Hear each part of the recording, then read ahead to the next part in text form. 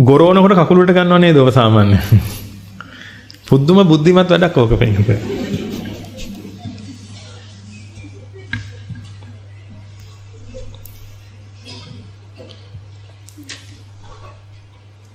මොකද ගොරවන්න තප්පර ගානකට කලින් මක් වෙලා ඉවරයිද?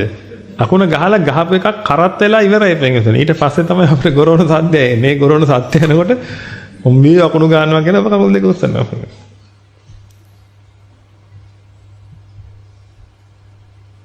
ගොරවනවා කියන එක ඉන් තමයි පින්වතුනි ඔබට දැනගන්න පුළුවන් වෙන්නේ අකුණක් ගහලා ඉඳින්නේ කියලා. ඒ වෙනකොට වැඩේ වෙලා ඉවරයි. එහෙනම් මේ සමස්ත විපාක ශක්තිය සකස් වුණා පස්සේ ඒ සකස් වෙච්ච ගමන්ම තමයි පින්වතුනි ඔබට දැනෙන්නේ සකස් වුණා කියලා. දැන් කකුල් උස්සන්න යන්න එපා. ඒ සකස් වුණා කියලා තමයි දැන් ඔබට ඔක දැනෙන්නේ. හැබැයි ඊළඟ එක සකස් වෙන්න කලින් කකුල උස්සගත්තට කමක් නැහැ. ගහපු අකුණට උස්සන්න යන්න එපා. වැඩක් නැහැ. හැබැයි දැන් ආයෙ අකුණක් ගහයි කියලා හිතලා මක් කරන්නද? දැන් කකුල උස්සගත්තට කමක් නැහැ. ආයෙ දැන් කකුල උස්සගත්තා කියලා කියන්නේ මොකද්ද පින්වතුනි? දැන් ආයෙ ඔබ සබාදහමට යම් ශක්තියක් දැම්මා. දැන් අර සමස්ත විපාක ශක්තියේ ආයෙ බලපෑම එනවා පින්වතුනි. ඒ බලපෑමට අනුව ඊළඟ අකුණ ඇත්තටම ඔබට ගහන්න තිබුණේ. ඒ තිබුණේ කියන්න බෑ ඇත්තටම. අපිට අර හිතන්න පුළුවන්, assume කරන්න පුළුවන්. ඔක්කොම කරුණු සැකසීලා තිබ්බේ ඔබට අකුණ ගහන්න. හැබැයි එහෙම වෙන්න නම් කකුල් දෙක කොහෙද තියෙන්නව නේද? බිම තියෙන්න ඕනේ. අන්න එහෙම සමස්ත විපාක ශක්තිය සැකසීලා තිබුණා නම් අකුණ ගහන්න තමයි තිබුණේ. නමුත් ඔය කකුල ගත්තනේ උඩට දැන්. ඒක නිසා දැන් සමස්ත විපාක ශක්තිය වෙනස් වුණා.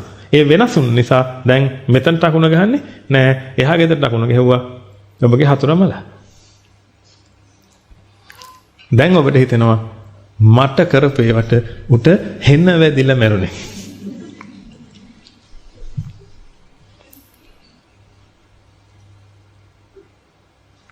කොච්චර බොළඳ ජීවිතද ගත කරන්න කියලා මේ හිතලා බලන්න.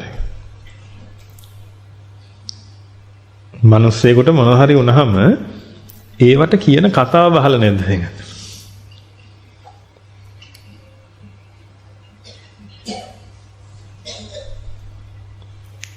මම ඔබට කියන්නේ ඒකයි වෙනතනේ. සුද්ධම කනගාටුවක් දැනෙන්නේ වෙනතනේ ඒවා දකිද්දී. ඒ කියන්නේ කනගාටුවක් කියන්නේ මොකුත් නැහැ මේ මිනිස්සුන් ඉතින් අනේ මන්ද කියලා.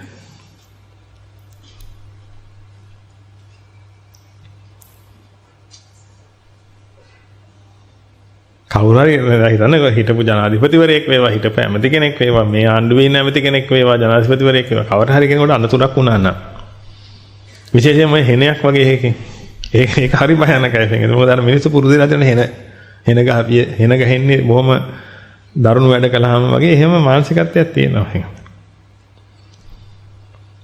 මොනවා හරි දෙයකින් අනතුරක් එහෙම වුණා නම් පින්වතුනි බලන්න මිනිසුන්ට හිතෙනවා. ගෙදර ගෑනු කෙනා කියයි ඕකමට සලකුණු නැති නිසායි ඕකට ගැහුවේ එන්නේ. එතන ඉඳලම පටන් ගන්නවා. බල්ලත් කියන්න පුළුවන් නම් කියයි මට එකක් කන්න දුන්නේ නැහැ හරියට ඒකයි ඕකට එන ගැහුවේ කියලා. හැමෝම පින්වතුනි තම තමන්ට ඒ අදාළ වෙච්ච කාරණාව ගැන කියනවා ඒකයි ඒකට එන ගැහුවේ. දැන් ඔබට දැනෙන්නේ ඇත්තටම ඒකද එන ගැහුවේ පින්වතුනි. තව කෙනෙක් කියන්නේ මම සීනිගම ගිහලා පොල් ලැබරුවා ඒකයි එහෙන ගැහුවේ කියලා. පොල් නෙමෙයි මිරිස් සමරන්නේ නේ.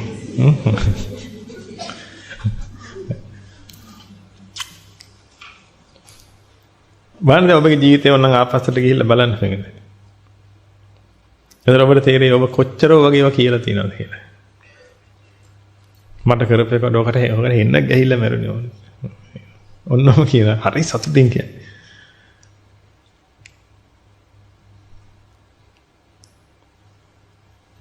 මට කරපුවට අර වුණා මට කරපුවට මෙහෙම වුණා කියලා. දැන් ඇත්ත කතාව ඒකද වෙන්නේ? නෑ.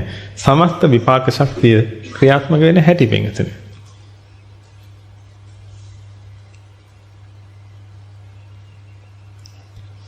මේ සමස්ත විපාක ශක්තිය ක්‍රියාත්මක වීම ඔබ අවබෝධ කරගන්න.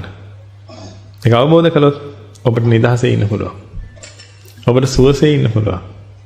ඔබ සබාදහම් බව අවබෝධ කරන්න පිටින්. ඔබට සුවසේ ඉන්න පුළුවන්. ඒකයි මේ තරුණ පිරිසට කියන්නේ. ඉතින් මේවා පුළුවන් නම් තේරුම් ගන්න පුතේ. දිනන්න පාරක් මේ පෙන්නන්නේ. කොච්චර කළත් පාර දිනව නැත්නම්.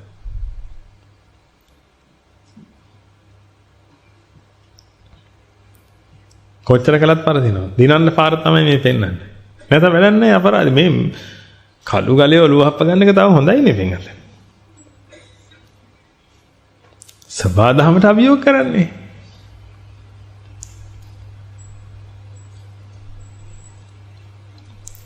එහෙනම් ඔබ සබාදහමට අභියෝග කරන ඔබගේ පැත්තේ කවුද ඉන්නේ කියන්නේ? අන්න එක මට හිතලා කියන්න. මම කවුද ඔබගේ පැත්තේ ඉන්නේ?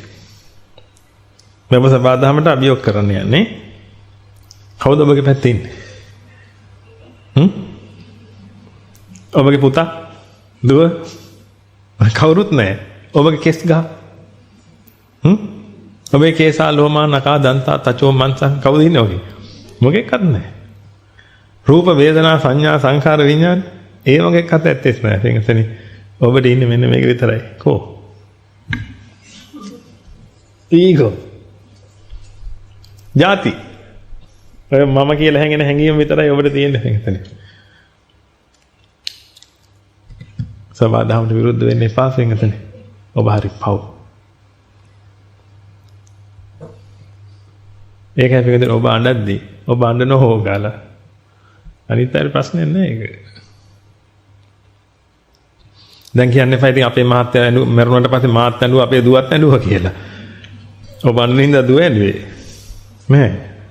දුව වෙනම ඇඬුවා ඔබ වෙනම ඇඬුවා. ඔබට දුක හිතෙන වෙලාවට කාටවත් දුක හිතෙන්නේ නෑ. ඔබට බය හිතෙන වෙලාවට කාටවත් බය හිතෙන්නේ නෑ.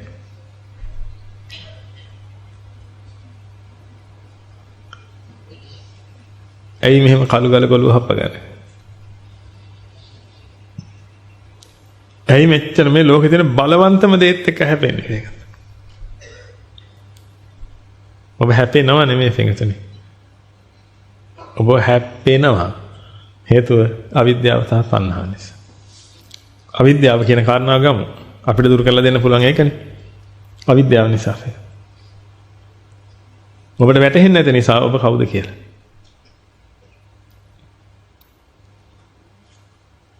ඔන්නෝක වටහා ගන්න වෙනතන. මෙයත් එක ඉන්නපත් ඒ පුදුම දුකක් විඳින්නේ. ඔය අද මේ තාක් විඳින මේ හැම දුකක්ම ඔයක නිසා වෙන්නේ. අර මෝඩ වැඩේ කරගන්න එපා. ඒකයි මම මුලින්ම ඉල්ලන්නේ. පිටින් මෝඩ වැඩේ කරගන්න එපා. අනිත් අයට වැරද්ද පටවල. මෙයා නිසායි අරයා නිසායි මේ අපි දුක් විඳින්නේ මේගොල්ලෝ නිසායි. ඔහොම ඕව කියන්න එපා. අද ඔබ කියනවාද මේ ළමයි නිසා අපි පුදුම දුකක් විඳින්නේ කියලා. ඔය ආදි වශයෙන් පිටින් පුදුම ඒවා ඔබ කියන්නේ ඒකතනේ. මොකද ඔබට සබාදහම අවබෝධ කරගන්න බැරි නිසා.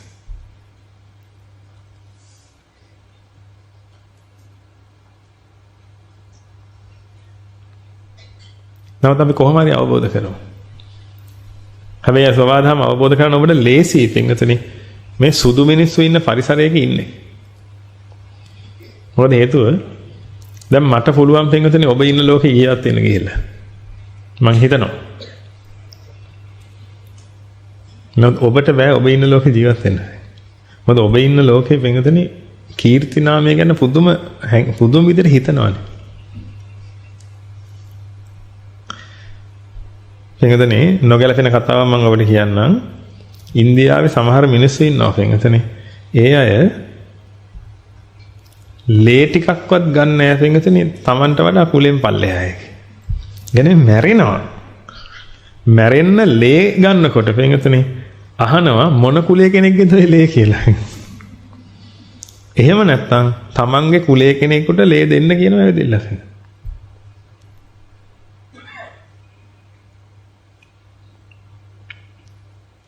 මේ තරම් හොයනවා පින්වතුනි ඒ කාරණා.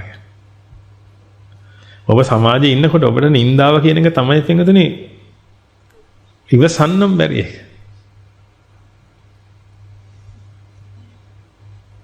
ඒකයි භාග්‍යවතුන් වහන්සේ පින්වතුනි තනි ජීවිතයක් හදලා දීලා තියෙන භික්ෂුන් වහන්සේ.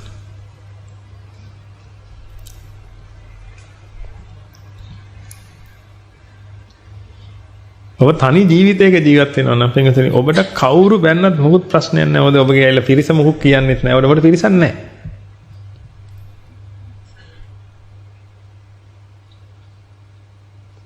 ඔබට මේ සියලු නිന്ദා ප්‍රශ්නයක් නැතුව ඉවස ගන්න පුළුවන්. නවතර ඔබ වටේ ඉන්න පිරිසක් එක්ක ඉඳද්දී පින්වතුනි ඔබ මේ සබාධම ඇක්සෙප්ට් කරලා ඉන්න ගියොත් එහෙම පින්වතුනි. ඔබට ඉන්න දෙන්නේ. ඔබට එක එක જાතියේ කතා කියනවා. ඒක නිසා ඔබ ගොඩක් උත්සුක වෙනවා. ඒ දේවල් මැඩ පවත්තන්න. ඒ කියන්නේ ඔබ උත්සුක වෙනවා පින්වතුනි. සබාධමත් එක්ක හැපෙන්න. මෙතන ක්‍රිස්තියානියා ඉන්නවනේ. මම එයාට කියන්නම්. යේසුස් වහන්සේ කියපු කතාව. මේක හරි ප්‍රසිද්ධයි. මේ කම් වලට ගැහුවොත් මොකද කරන්න හිරේ? අනික් කම් වල අල්ලන්නේ. ඒක තමයි ප්‍රසිද්ධ කතාව. තව කිව්වා. මොනවද තව කියනවා පින්වතුනි? ඔබගෙන් ෂර්ට් එක ඉල්ලුවොත් කෝට් එකක් දෙන්න කියලා. ඒ ඔක්කොම කියන්න කලින් මොනවද කියනවා පින්වතුනි? නරක නැగిලා එන වෙලාවට ඒකට විරුද්ධ වෙන්න යන්න එපා කියලා.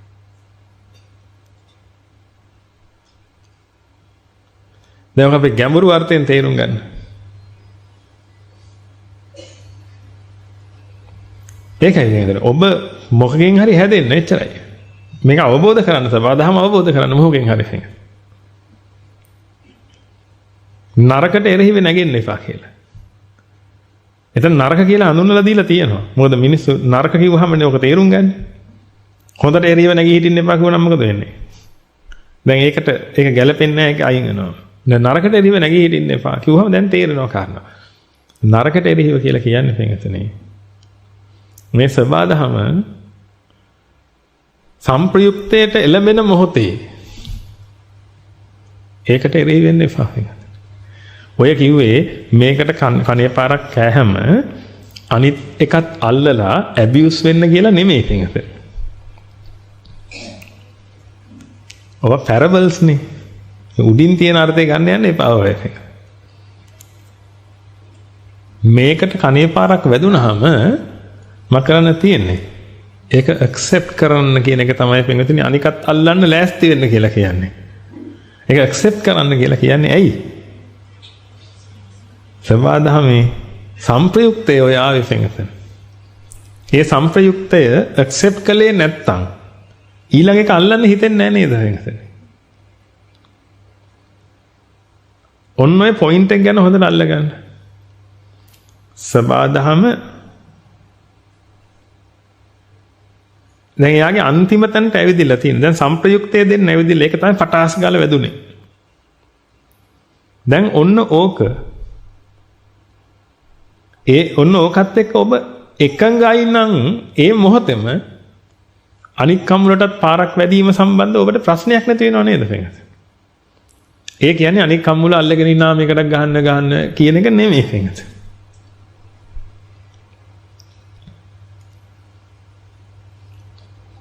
ෂර්ට් එක නම් ඉල්ලන්නේ කෝට් එකක් දෙන්න ලෑස්ති වෙලා ඉන්න කියලා පින්වතුනි. ඒ තරමට ලෑස්ති වෙන්න කියලා.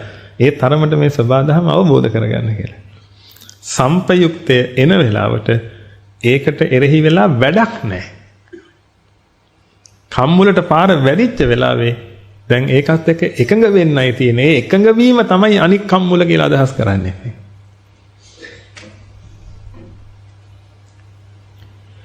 මේ ලෝකේ පහළ වෙච්ච යතිවරුන්ගේ තියෙන මහා ශ්‍රේෂ්ඨ කියමන හරි ප්‍රසිද්ධයි නේ. කියමන් ඒකයි. අහලා තියෙනවා නේද? අපි ඉස්සර වීරොට කියනවා එක කම්මුලකට ගැහුවොත් අනිත් එක නම් අල්ලන්න නැත්නම් ඒකට ගහයි කියලා.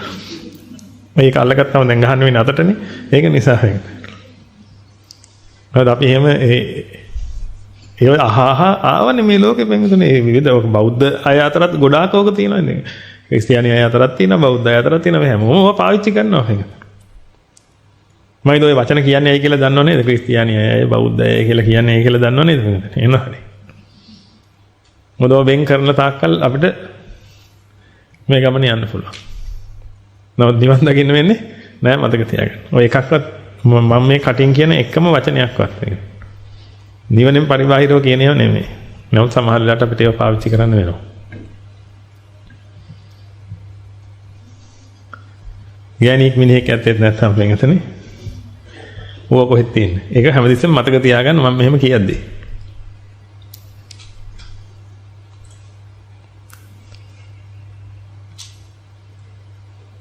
එහෙනම් ලෑස්තිද ඔබ?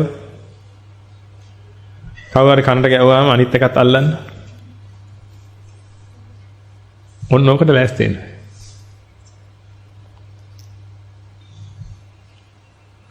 ඔබට තේරෙනවද මොන තරම් ගැඹීර අර්ථයක්ද මේ ගැප් වෙලා තියෙන්නේ කියලා.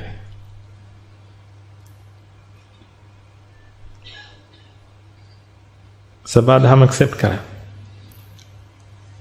ඔබ කැමැත්තෙන් හරි අකමැත්තෙන් හරි. මේක කැමැත්ත තියාගෙන කරන්න බෑ. සබාධම ඇක්සෙප්ට් කරන්න පුළුවන් තැනකදී රහත් වෙනකොට නැත්නම් සෝතාපන්න ඵලයේ ඉඳලා තමයි ඔක ඇක්සෙප්ට් කරන්න පුළුවන් වෙන ටික. එතකන් කරන්න බෑ සංගත. මොකද මම ඉන්නවා කියලා මේ කියන්නේ සෝතාපන්න ඵලයටපත් වෙනකොට පෙන්ගතුනේ ඔබට හිතෙනවා මම ඉන්නවා කියලා හැඟෙනවා කියලා 100%ම. මේ හැඟීමක්. හැබැයි මම ඉන්නවා කියලා දැනෙනවා. ඒක හැඟීමක් කියලා වැටහෙනවා. සෝතාපන්න වෙන්න කලින් ඒක හැඟීමක් කියලා වැටහෙන්නේ නැහැ. පෙන්ගතුනේ කවුද?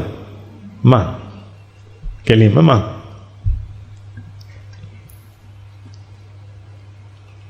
රහත් ඵලයටපත් වෙනකොට පෙන්ගතුනේ අර මම ඉන්නවා කියන හැඟීමවත් එන්නේ නැහැ. ඔන්නෝක තමයි මාර්ගයේ තියෙන්නේ.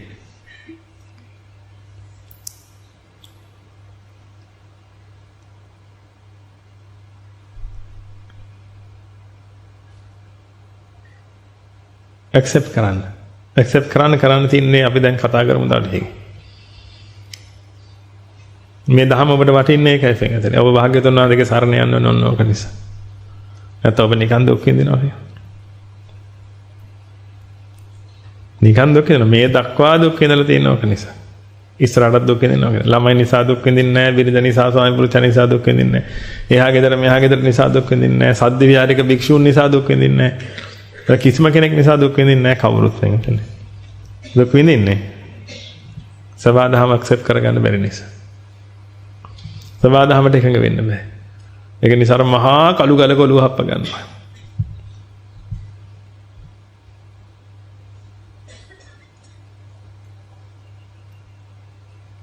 ඔය හැම මොහොතකම ඕක තමයි වෙන්නේ. අර මහා කළු ගලේ ඔලුව හප්ප ගන්න.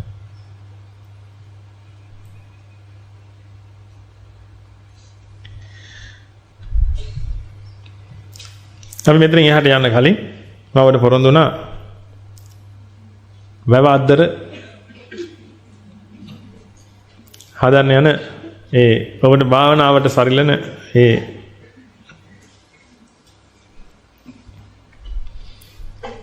දැන් මට මතක් වෙච්ච වෙලාවේ ඔබට කියන්නම් මේකට. තේරෙන්නේ වැව වටේටම තියන්න භාවනා බංකු හදන්න පෙන්ගතුනේ. එක මහත්තයෙක් ඉල්ලලම හිටියා පෙන්ගතුනේ. එතුමා තමයි මුලින්ම මේ ආරාමයට භාවනා බංකු ටිකක් පූජා කළේ. ඔය ආරාමයේ දැන් තැන්වල සමහරට ඔබ දැකලා ඇති. කොන්ක්‍රීට් භාවනා බංකු. මේ පූජා කළා. ඊට පස්සේ මේ ළඟදීත් පෙන්ගතුනේ ආයි ආරාමයට ආපු වෙලාවක ඉල්ලීමක් කළා තිබ්බ අපිට භාවනා බංකු අවශ්‍ය නම් හාමුදුරන්ට අවශ්‍ය හැම කියන්න මම කරන්නම් මට කල් තියා කියන්න. ආදි වශයෙන් ඊට පස්සේ අර මත්තේ කොට ඔසුයනට පූජා කළා පෙන්ගතුනේ. මම හිතන්නේ භාවනා බංකු විශාල ප්‍රමාණයක් අනගාരികാරාමයට පූජා කළා. එතුමාගේ පොරොන්දුව තියෙන්නේ ඔගේ වටේම තියෙන භාවනා බංකු ටික එතුමාට හදන්න බලන්න පෙන්ගතුනේ. මහත්යෝ හදලා දෙන්න බැරිද කියලා අපිට අහන්න දෙයක් නැහැ. අනේ හාමුදුරනේ මට මගේ දරුවට මේ නිවන කරගන්න මේක හදන්න මට බාර දෙන්න. මම ඒක කියන්නේ පෙන්ගතුනේ. ඒව හරි සොඳුරු දසුන් පෙන්ගතුනේ කියන. අපි කියලා නම් මේක කරලා දෙන්නකෝ කියලා කිව්වට පස්සේ ඒකත් හොඳයි. නමුත් ඉල්ලද්දී ඇවිදින්න. අපි දකිනවා පෙන්ගතුනේ ඒකේ මහා පුදුම හැඟීමක් තියෙනවා. කියන්නේ මට මේක කරන්න අවස්ථාව දෙන්න කියද්දී. ඉතින් ක්‍රමානුකූලව එතුමලා ඒව හදලා ගෙනල්ලා පූජා කරයි. ඊට පස්සේ ඔබට තියෙන්නේ පෙන්ගතුනේ මක් කරන්න. ඒව ප්‍රයෝජනෙට ගන්න. ඒව ප්‍රයෝජනෙට ගන්න වාරයක් ගන්න. පෙන්ගතුනේ ඒව හදපු මිනිස්සුන්ට පින් සිද්ධ වෙනවා. ඒක අපි ඔබට කියන ආරාමයට එන්න පෙන්ගතුනේ. ආරාමයට ඇවිල්ලා බත් ටිකක් කන්න, ඒවත් දාන ටිකක් වළඳන්න පෙන්ගතුනේ. ඒ දානේ පූජා කරපු මිනිස්සුන්ට මහා පිනක් සිද්ධ වෙනවා. පින්වතුනි ඔබට ඒක බත් කටක්. නමුත් ඒ පිරිසට ඒක එක්ක නිවන එක්ක සුගතිය සාක්ෂාත් වෙන මහා පින්කමක්. එද ඔන්ලයින් බණ අහනවට වඩා හොඳයි ආරාමයට ඇවිල්ලා බණ අහන එක. දුර ඉන්න අයට නෙමෙයි මම කියන්නේ. එන්න පුළුවන් අයට. ඔබට දන් ටිකක් පූජා කළා. මිනිස්සෙකුට සුගතිය උදා කරගන්නවා. අපි මේ වීඩියෝ එක බලලා ඒ ගැන පොඩ්ඩක් කතා කරමු. මම ඔබට පෙන්නන්නේ පින්වතුනි. දැන් අපි මේක හදන්න යන්නේ.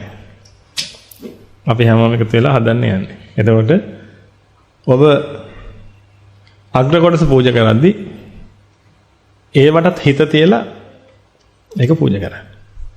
ඒ වගේම ඔබ අතර කාට හරි අවශ්‍යතාවයක් තියෙනවා නම් ඒකට කර තියන්න. අපි කියන්නේ අපි කර තියන්න කෙනෙකුත් ගන්නවා අනිත් හැමෝම ඒකට එකතු කරගන්නවා. කාට හරි කර තියන්න ඕන ඒවට පුණ්‍ය භාරයත් එක්ක සම්බන්ධ වෙනවා. සම්බන්ධ වෙලා අහගන්න ඒවට කොයිතරම් බරපැනක් දරන්න තියෙනවද කියලා. මෙයා නිර්මාණය වෙලාවට පස්සේ පින්වතුනි දැන් ඔබ දැක්ක අර උඩ ඉස්කෝලේ නිර්මාණය වෙයි තව ටිකකින් ඉස්කෝලේ එන වැව වටේම ඔය විදිහට උඩින් ගොඩ නැගිලි නිර්මාණය වෙනවා පින්වතුනි ඒව දහම බෙදෙන වැඩ පිළිවෙල සිද්ධ වෙනවා. ලිටල් බ්‍රිටන් එක හැදෙනවා. ලෝකෙට ඉංග්‍රීසියෙන් මේ කාරණාව අරගෙන යන්න පුළුවන් පිරිස හැදෙන. ඔයගේ හැදෙන්න නියමිතයි. ලිටල් ಭಾರತ್ කියලා එකක් සමහරට ඉදිරියේදී හැදෙයි. මොකද ಭಾರತ භාෂා පහක් මේනකොට අපි කතා කරනවා පින්වතුනි.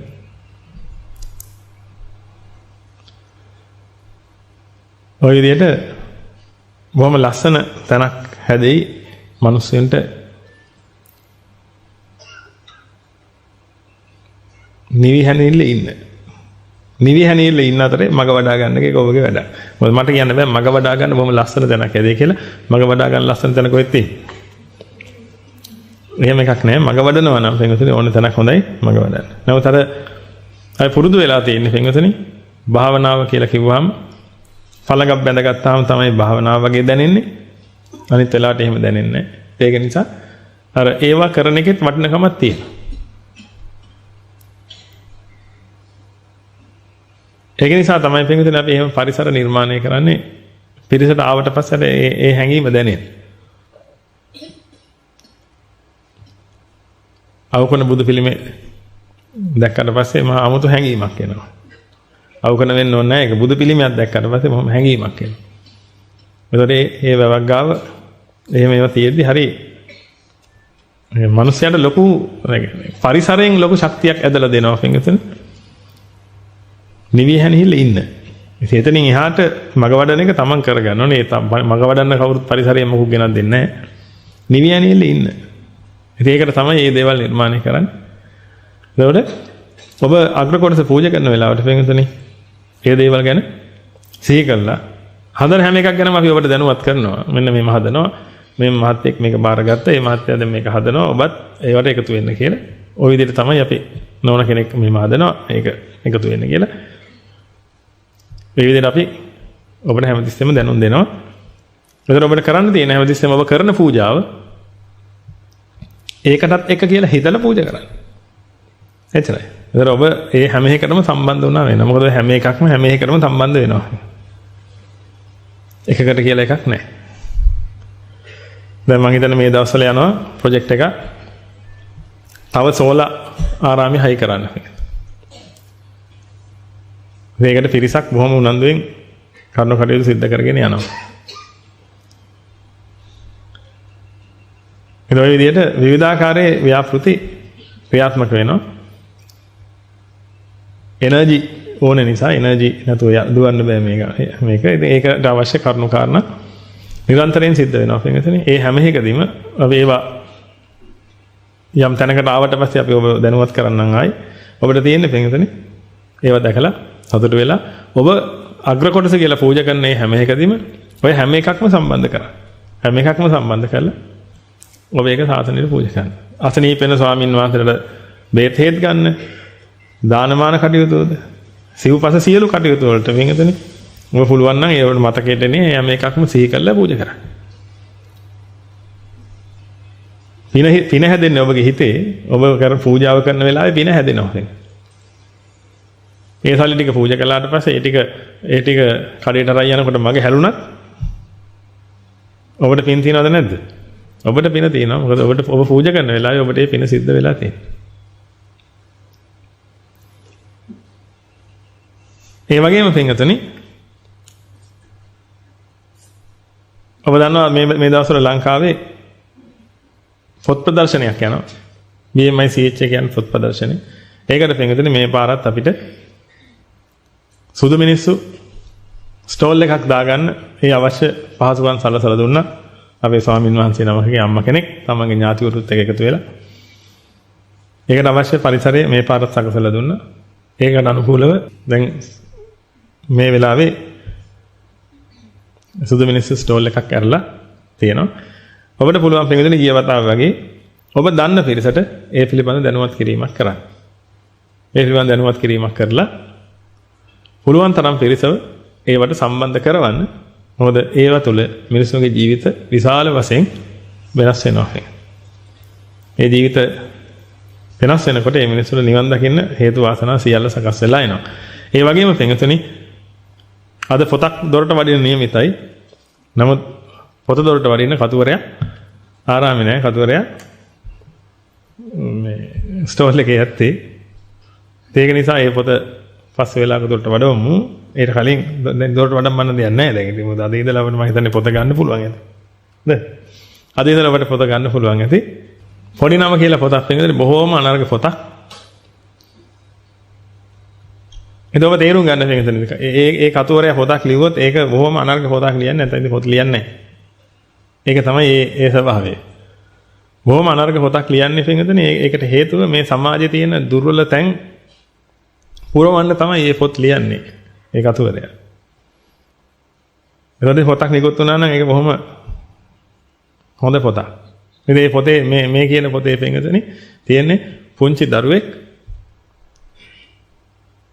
පෙර වාසනාවකට ශාසනය පැවිදි වෙලා මේ පැවිදි වෙච්ච දරුවව ඒ දරුවාගේ අරිහත් ඵලය දක්වා පියවරෙන් පියවර ඒ දරුවගේ ඒ හාමුදුරුවෝ ඒ පොඩි හාමුදුරුවගේ ගුරු හාමුදුරුවෝ ඒ දරුවව අරගෙන යන විදිහකින් පියවරෙන් පියවර අවවාද අනුශාසනා දීදී ඒ දේවල් හරිය වටිනවා ඔබට දරුවෝ එහෙම ඉන්නවා නම් පිටතන. ඒ වගේම ඔබගේ ජීවිතයටත් පුදුම වටිනවා. පිටු 400ක පොතක් මේ නිකුත් වෙන්නේ පිටතන. සාමාන්‍යයෙන් පිටු 400 පොතේ කතාව තියෙනවා ඇති වොන්නම් පිටු 100ක. ඒතර පිටු 300ම තියෙන මොනවද? ජීවිතයක් හැඩගස්ස ගන්න පුළුවන් අවවාද තියෙනවා. ඉතින් ඔබට මේ පොත අරන් කියවන්න පුළුවන්. ඒ වගේම ඔබ දන්න අයට එක්ක ෂෙයා කරගන්න පුළුවන්. පණිවිඩය දෙන්න පුළුවන් අනිත් අයට. ඇවිදilla BMI CH එකට යන අයට ඒ ස්ටෝල් එකත් විසිට් කරන්න කියලා. කියවලා වෙනසක් ඇති කරගන්න ජීවිතේ. ඒ වගේම පුළුවන් නම් ඔබ තව කෙනෙකුට කියවන්න දෙන්න. ඒක තමයි ලොකුම ජයග්‍රහණය වෙන්නේ. ඒක නා පොත ගත්තත් නැතත් ඔබ ගත්ත පොත හරි කමන්නේ.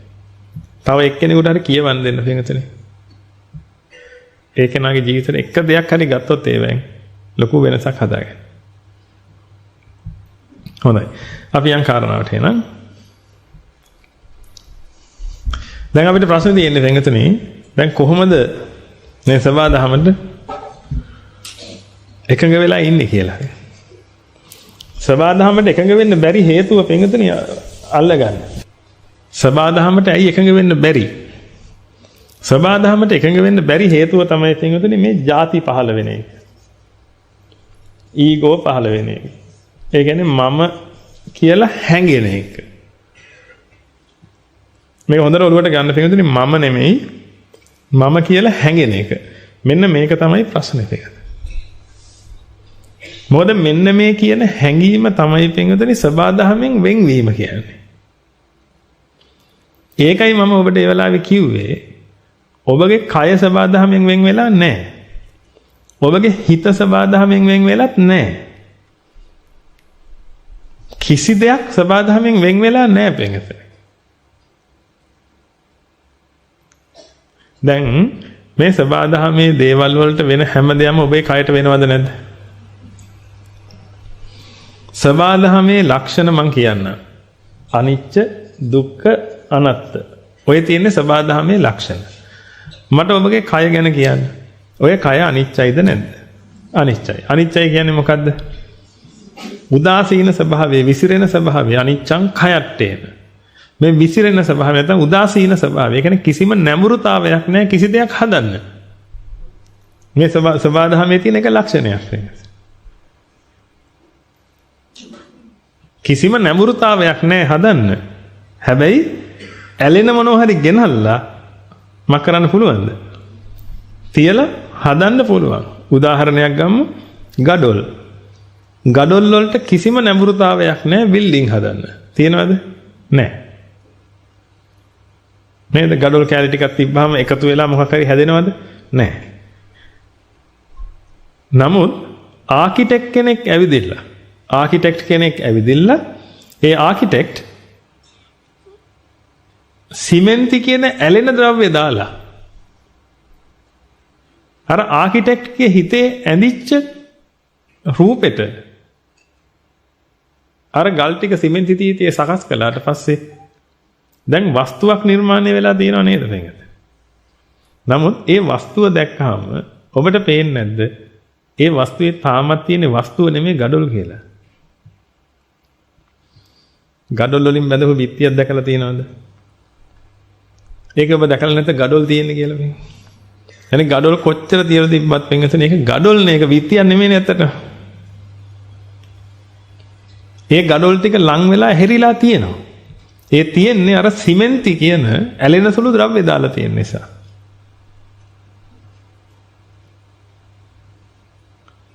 ඔන්න ඔහොමමයි පින්විතනේ සබාධම කියන එක.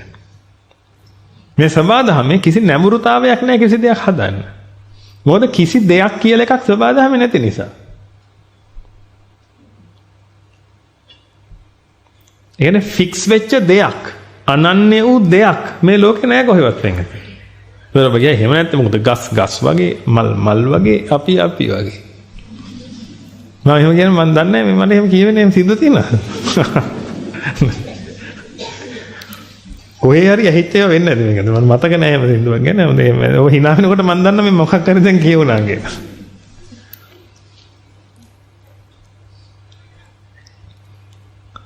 එතකොට දැන් ගස් වගේ කියලා ඔබට දැනෙනවනේ.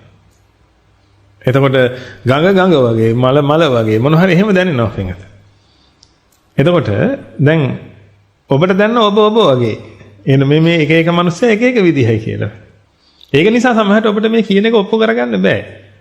එහෙම අනන්‍ය වූ දෙයක් නැහැ කියලා. නමුත් පින්වතුනි මේ ඔබ දකින්නේ ඔය ඒ අනන්‍ය වූ දෙයක් හදන්න අනන්‍ය වූ දේවල් තියනවා කියලා හිතාගත්ත මනසක්.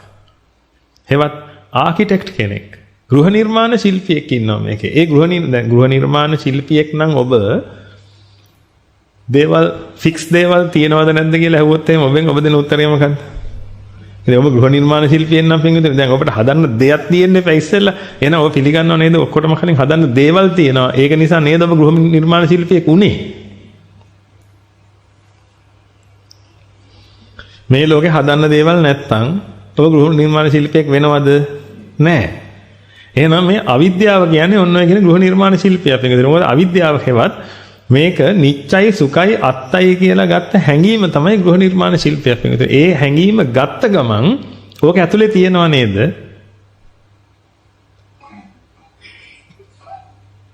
වෙන් වෙච්ච විශේෂ වෙච්ච දේවල් මේ ලෝකේ තියෙනවා කියලා. අන්නේ හැඟීමෙන් තමයි මේක පටන් ගන්න. එයා තමයි එතකොට ආකිටෙක්ට්. එතනින් ඒක පටන් අරගෙන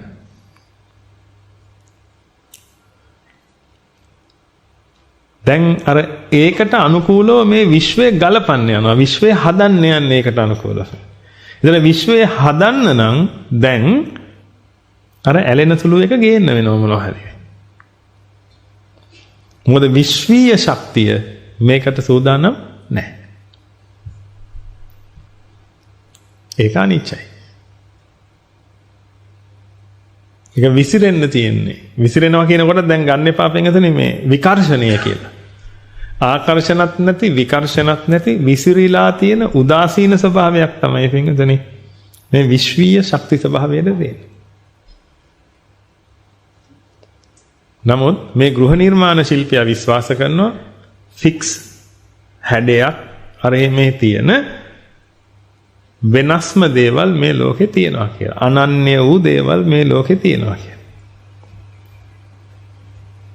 මම එක වචන කියනවා ඔබ තේරුම් ගන්න උත්සාහ කරන්න.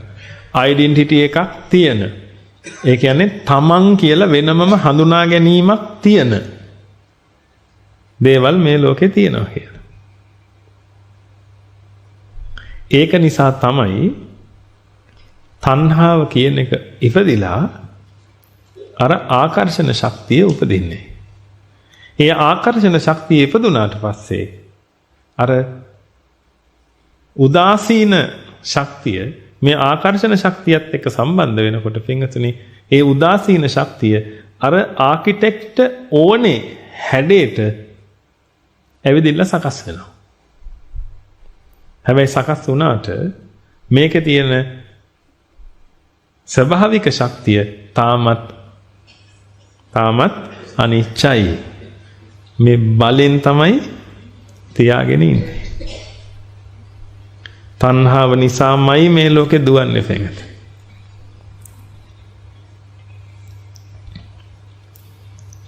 තණ්හාව නිසාමයි මේක මේ ඇදගෙන තියාගෙන ඉන්නේ පිටට. තණ්හා බන්ධන අයින් වුණා නම් ඕක ආයි විසිරීලා යනවා. අද ඉලෙක්ට්‍රෝනයක් ওই විදිහට තියෙන්නේ.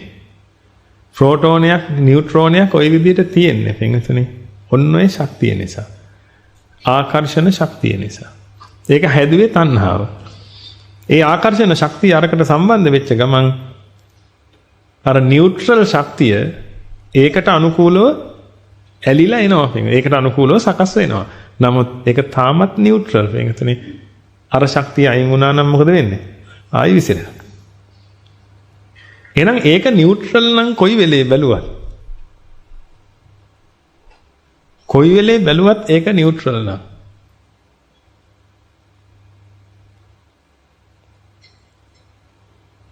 දැන් මට ඔබ කියන්න ඕක හැදෙන එක ෆික්ස් දෙයක් වෙන්න පුළුවන්ද?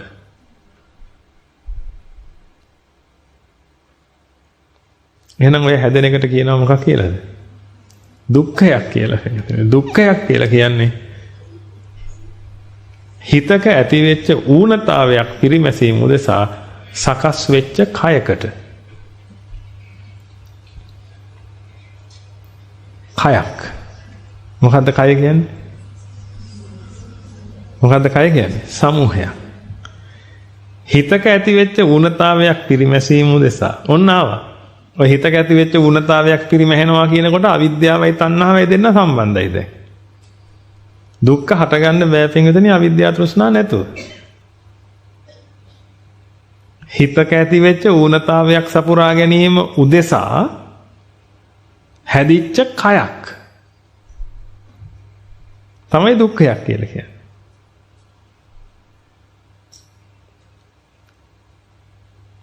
එහෙනම් හිතේ ඌනතාවය හැදුනා. ඒක නිසා දැන් කයක් හැදිලා තියෙනවා. කයක් කියලා කිව්වේ සමූහයක්. අර සමූහය මොන සමූහයද? අර නියුට්‍රල් තිවිච්ච ශක්තිය. එතනි ඒ ශක්තිය දැන් ඒක රාශී වෙලා තියෙනවා. ඒක රාශී වෙලා අර තණ්හාව නිසා ඒ නිකුත් වෙච්ච ඒ ආකර්ෂණ ශක්තියත් එක්ක සම්බන්ධ වෙලා දැන් වස්තුවක් වගේ පේන්න තියෙනවා. මම මෙතන වස්තුවක් කියලා කියන්නේ පින්විතනේ ෆික්ස් වෙච්ච දෙයකට. ස්ථාවර වෙච්ච එකකට. ස්ථාවර වස්තුවක් පේන්න තියෙනවා පින්විත.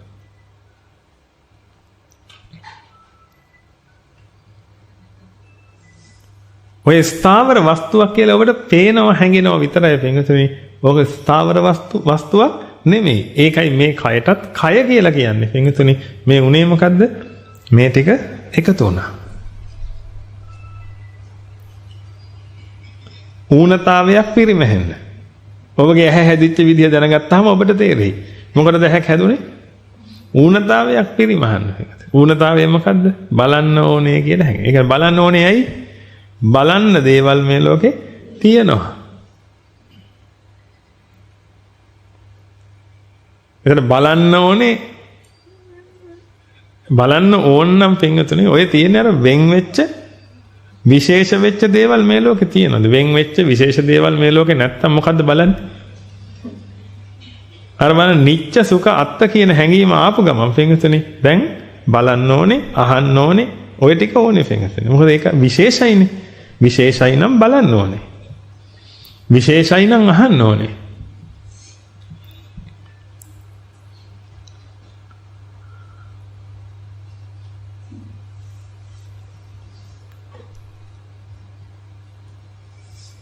විශේෂයි නම් අහන්න ඕනේනේ. විශේෂයි නම් දකින්න ඕනේනේ. අන්න පින්වතුනි හැදුනා මොකද්ද? ඌනතාවය. ඒ ඌනතාවයෙන් එළියට එන්න නම් දැන් මොනව කරන්න වෙනවද පින්වතුනි? හදාගෙන බලන්න වෙනවා. මේ සබාධමෙන් හදලා දෙන්නේ නැහැ පින්වතුනි. ඔබට හදාගෙන බලන්න වෙනවා. දැන් හඳ පේන්නේ නැති වුණාම මොකද කළේ ඔබ? තමයි ඔබ කියලා කියන්නේ ඔබ නෙමෙයි. මනුෂ්‍ය ප්‍රජාව මොකද කළේ? හඳ පේන්නේ නැහැ හරියට. නැත්තම් තාරකා පේන්නේ නැහැ හරියට. මොකද කළේ? හදාගත්ත දුරේක්ෂයෙන්. දැන් දුරේක්ෂයක් හදාගෙන බලනවා. දුරේක්ෂයක් කියන්නේ මොකද්ද? එකක්ද කයක්ද? එකක්ද කයක්ද? කයක්. ඔබට ඕනේ නම් එකක් හදාගන්න තමයි. හිතෙනවත් ඇත්තේ එකක් කියලා තමයි පින්වතුනි. නමුත් ඔබම දන්නවා ගත්තා කාච දෙකක් ගත්තා. නේද? උපනේත අවනේත කියලා. අරගෙන කෑලි මාරු කරන්න පුළුවන්. ඒ ආදි වශයෙන් ඔහොම කෑලි එකතු කරලා එකක් හදාගත්තා. ඒක එකක් නෙමෙයි. තාම කයක් ඒක. ඒ වගේ පින්වතුනි දැන් මේ හිතට ලොකු ඌනතාවයක් හැදිලා තියෙනවා. හංගින්න දේවල් දැනගන්න ඕනේ දැන්. ඇයි දැනගන්න ඕනේ? මේ ලෝකේ විශේෂ දේවල් තියෙනවා. නිච්ච සුඛ අත්ත කියන හැඟීමට ඇවිදilla තියෙන්නේ. නිච්ච සුඛ අත්ත නම් දැන් මේ අත්තයි කියලා කිව්වේ විශේෂයි. යුනික්. අනන්‍යයි. එනේ જાතිය එයා විතරයි ඉන්නේ. ඒක එහෙම එක එයා වෙනම එක්කෙනෙක්. ඔන්න ඔය හැඟීම පිටුතුනි. ඒක නිසා තමයි ඔය ඔබගේ ඔය ශරීරය ඇතුලේ ඉන්නවා කියන්නේ ආත්මය. ඒකට ඔය ආත්ම කියන වචනේත් ඔය එන්නේ ඕන ඕන නිසා පිටුතුනි. ඒ වෙනම එක්කෙනෙක් නේ. මිනිස්සු කෝටියක් හිටියත් ආත්මය වෙනස්නේ. අන්න එහෙම. එතකොට මේ ආත්මය කියන හැඟීම තියෙනවා. ආත්මය නෙමෙයි අත්තයි කියන හැඟීම තියෙනවා. ඒතර අත්තයි කියන හැඟීම තියෙනවා කියලා කියන්නේ මේ ලෝකේ හරි විශේෂ මේ හැම එකක්ම විශේෂයි.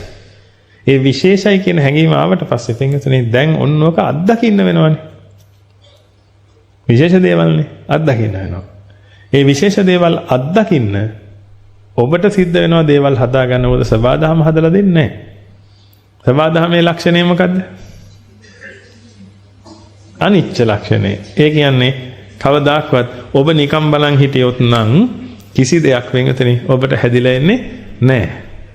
අඬන්නම ඕනෙමක් වෙන්නද? කිරියෙරෙන්න වෙනතනේ. නිකන් නම් කිරියෙරෙන්නේ නැහැ සබාධම. මොකද සබාධම නියුට්‍රල්.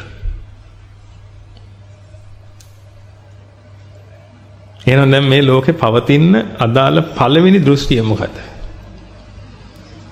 මේ ලෝකේ පවතින ඕනේ කරන දෘෂ්ටිය මොකද්ද? නිච්ච සුඛ අත්ත.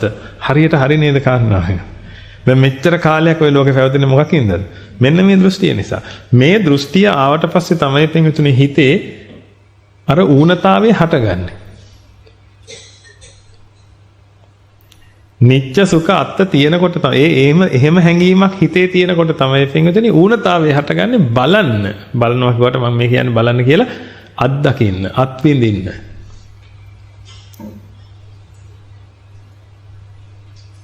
විශේෂ දේවල් තමයි අත්විඳින්නේ. ඒක ඔබගේ ජීවිතේ ඔබට වැටහිලා තියෙනව නේද පින්වතුනි? විශේෂ දේවල් අත්විඳින්න ලොකු කැමැත්තක් හිතේ හැමතිස්සෙම තියෙනවා කියලා. සාමාන්‍ය දේවල් මොන වුණත් බඩක් නැහැ. විශේෂයි නම් මක් කරන්න තියනවද? බලන්න තියනවා දෙයක්. විශේෂයි නම් අත්දකින්න ඕනේ.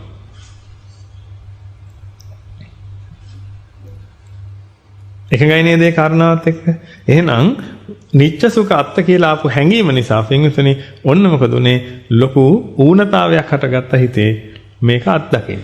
නමුත් දැන් මේක අත්දකින්න ඌනතා හටගත්තා කියලා සබාධම එයාගේ ලක්ෂණ අතාරින්නේ නැහැ. සබාධමේ ලක්ෂණ තමයි අනිච්ච දුක්ඛ අනාත්ත කියන්නේ. එතකොට දැන් මොකද වෙන්නේ? සබාධම ඔහේ නිකන් ඉන්නවා. ඌනතාවය තියෙනවා. එහෙනම් දැන් මේ හිතට සිද්ධ වෙනවා මේ ඌනතාවයේ පිරිමහ ගන්න. එහෙනම් හිත මොකද කරන්නේ? මේ ඌනතාවයේ පිරිමහ ගන්න තණ්හාව උපදවලා. ඒ තණ්හාව හරහා පින්වතුනි ආකර්ෂණ ශක්තිය හදලා. අන්නේ ආකර්ෂණ ශක්තිය සම්බන්ධ කරනවා සබාධමේ ශක්තියත් එක්ක.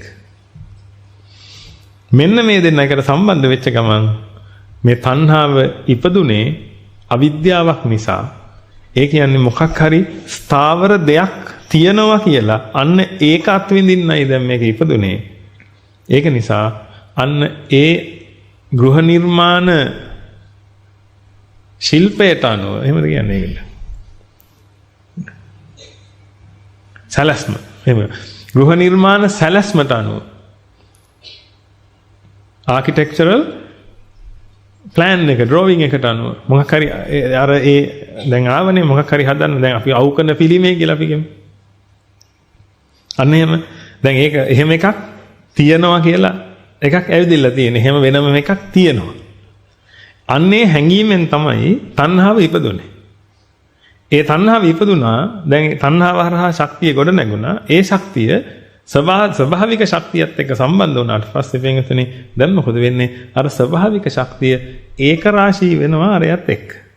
ඒක රාශී වෙලා පිළිමයක් අවකන පිළිමෙන් අවකන පිළිමයක් විදියට දැන් මේ ටික ඒක රාශී වෙලා තියෙනවා. ඉලෙක්ට්‍රෝනයක් නම් ඉලෙක්ට්‍රෝනයක් විදියට මේක ඒක රාශී වෙලා තියෙනවා. මතක තියාගන්න.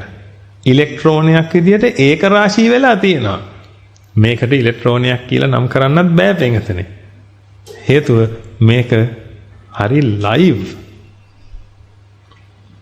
මේක හරි සජීවී පින්වතුනි. හැම තිස්සෙම මක් වෙනවද? මේක මේ ශක්තිය හුවමාරු කර කර මේක අල්ලගෙන ඉන්නවා පින්වතුනි මේ ඉලෙක්ට්‍රෝන. ඉලෙක්ට්‍රෝනය කියන්නේ වලාවක් කියලා අපි අහලා තියෙනවා. ඉලෙක්ට්‍රෝනය කියන්නේ මෙහෙම එකක් නෙමෙයි කියලා. වලාකුලක් වගේ. එතකොට මේ මෙහෙත් තියෙනවා මේ ශක්තිය තියෙන. මේ හරියට වෙනකොට ඝනත්වය වැඩි. එතන ආරෝපණ ඝනත්වය වැඩි හරියක් එක්ක සලකලා තමයි මේ වැවේ ඉලෙක්ට්‍රෝන වල තියෙන අරව මේව ගනින්නේ තියෙන.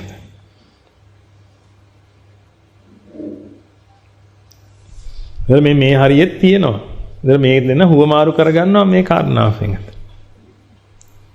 එහෙම තමයි මේ ඉලෙක්ට්‍රෝනයේ විද්‍යමාන වෙන්නේ. එහෙනම් දැන් මේ ඉලෙක්ට්‍රෝනය කියලා කියන්නේ පින්වතුනි දුක්ඛයක්.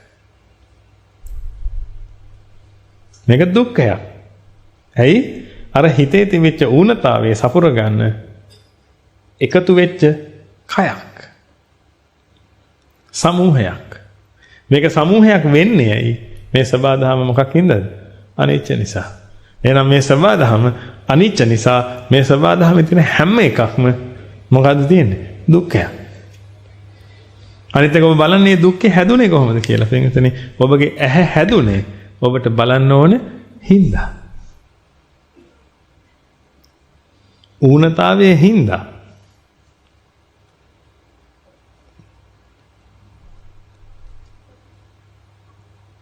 දැන් ඔබට සිද්ධ වෙලා තියෙනවා බලන්න ඕනේ වෙච්ච හින්දා පින්වතුනි ඇහත් හදාගෙන රූපෙකුත් හදාගෙන අන්න ඒක බලන්න. රූපාවචර බ්‍රහ්ම ලෝකේ පිරිසක් ඉන්නවා පින්වතුනි ඒ අයට ඇහුවාම ඇති බැලුවාම ඇති වුණා.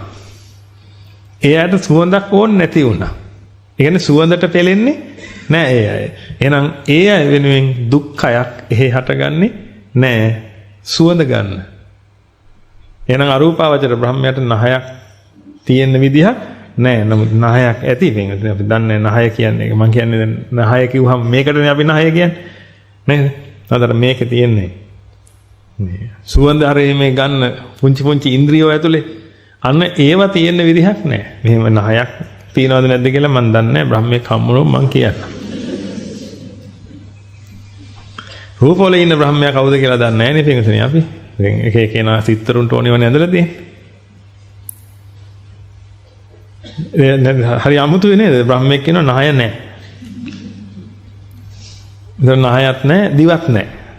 ඒතර ඔබ කතා කරන්නේ කොහොමද කියන්නේ? දැන් තව කෙනෙක් කිය බ්‍රහ්මියෝ කතා කරන්නේ හිතෙන්නේ. ඔය දැන් දෙන්නත් එක රණ්ඩු වෙවි ඉන්න තියෙන්නේ. ඒට හොඳයි මොකක් තියනවද නැද්ද කියලා අපි දන්නේ නැහැ. නමුත් මේ දිවට රස දැනෙන්න තියෙනවනේ පින්වතුනි. ඒකට පුංචි පුංචි ඉන්ද්‍රියෝ ටේස්ට් බඩ්ස් කියලා. අන්න ඒවා තියෙන්න ඕනේ පින්වතුනි. අන්න ඒව නැහැ. මොකද ඒව හදාගන්න ඕනේ නැහැ පින්වතුනි.